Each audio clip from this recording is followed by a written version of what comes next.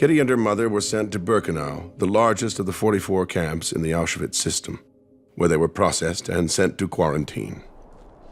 When did you first stay in a wooden barrack? Well, this was the quarantine, okay? So the first night we were pushed into here. Did you find somewhere to sleep? Well, we squeezed in somewhere here.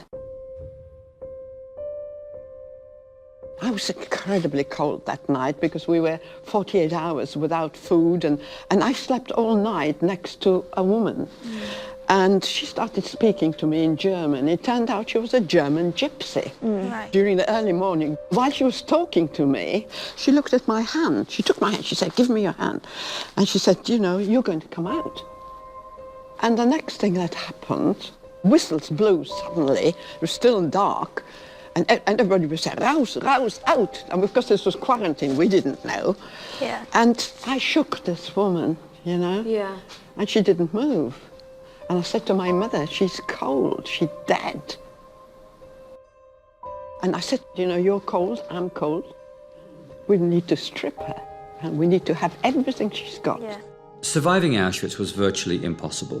And there was certainly no way you can say, if you did this, then this would happen. It was a matter of luck and chance and being in the right place at the right time. But there were some circumstances and some strategies that kind of worked. That came to me that night, that actually that's the way to do it. That if you do have the people that had died, you've got to take everything off them. Because it was no good to them, was it? You had to do what you needed to do to survive, and if that was taken from the dead, that's what it meant. Not in the history of mankind has there been industrial killing on this scale. If something happened once, there's absolutely no reason why it can't happen again.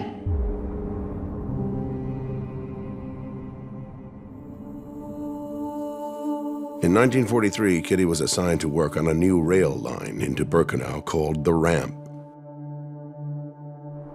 In 1944, she watched as transports of Jews from Hungary started to arrive.